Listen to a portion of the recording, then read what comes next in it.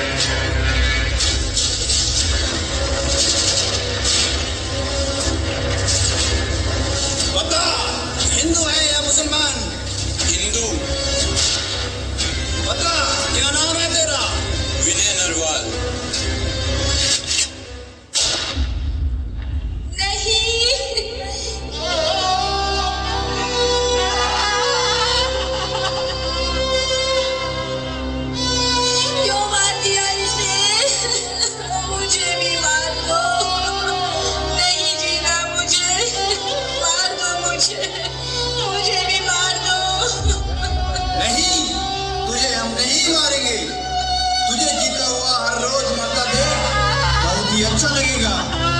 अब जा अपने सियासी लोगों से बोल, किसने ये तेरा हाल किया है।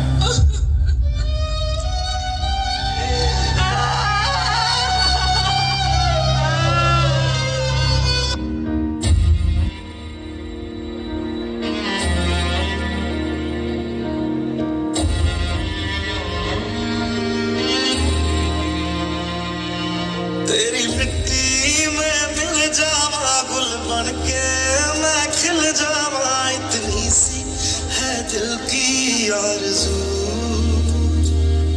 तेरी नदियों में बह जावा, तेरे खेतों में लहरावा, इतनी सी है दिल की आरज़ू।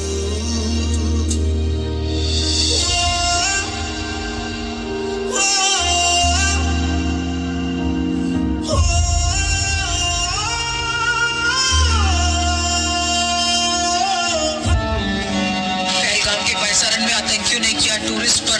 इस हमले में 27 की मौत जबकि दर्जनों घायल होने की सूचना। यदा यदा हि धर्मस्य ग्लानिर्भवति भारत अभ्युत्थानमधर्मस्य तदात्मानं सृजाम्यहम्।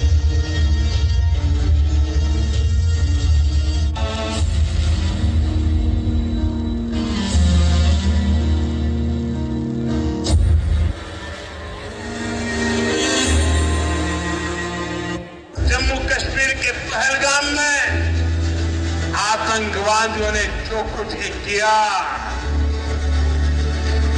क्या भारत चुप बैठ सकता है? क्या मोदी चुप बैठ सकता है? जब कोई हमारी बहनों के सिंदूर को मिटाएगा तो उसका भी मिटना तय हो जाता है।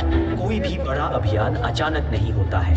हर विजय के पीछे होती है गुप्त तैयारी, हर शौर्य के पीछे होती है मॉक ड्रिल।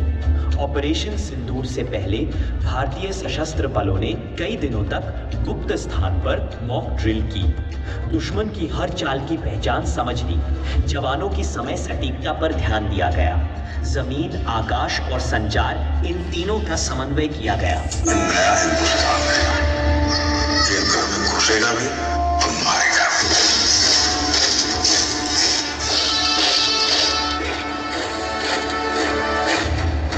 मैं कर्नल सोफिया कुरैशी, मैं विंग कमांडर योगिका सिंह।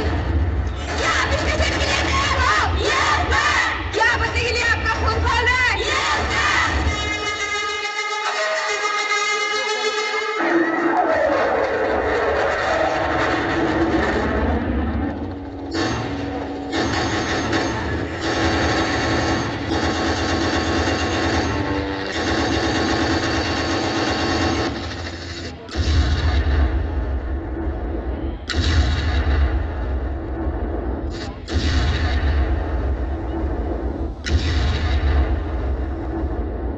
और 7 मई की रात थी।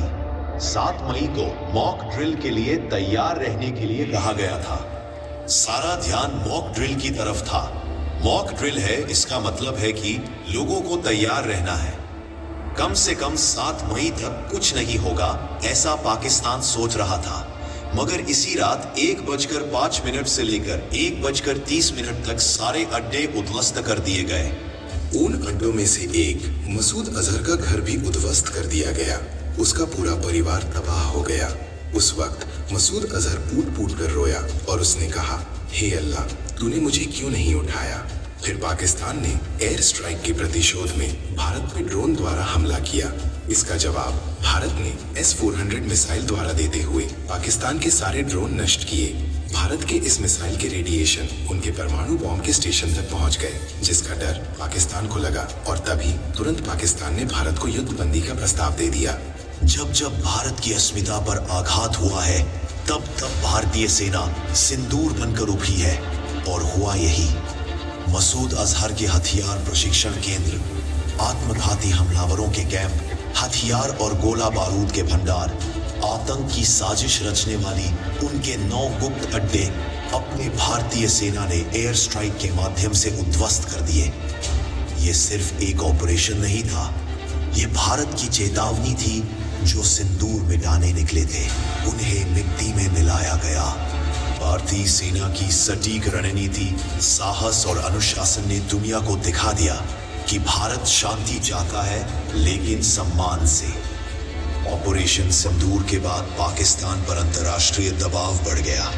तभी पाकिस्तान ने युद्ध बंदी के लिए भारत की ओर प्रस्ताव रखा।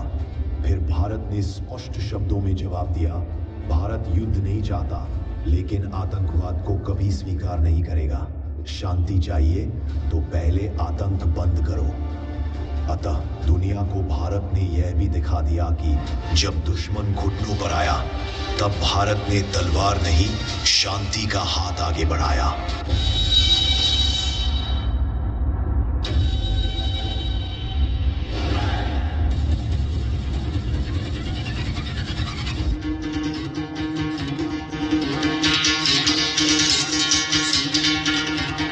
सुनो गौर से दुनिया वालों, बुरी नजर ना हम पे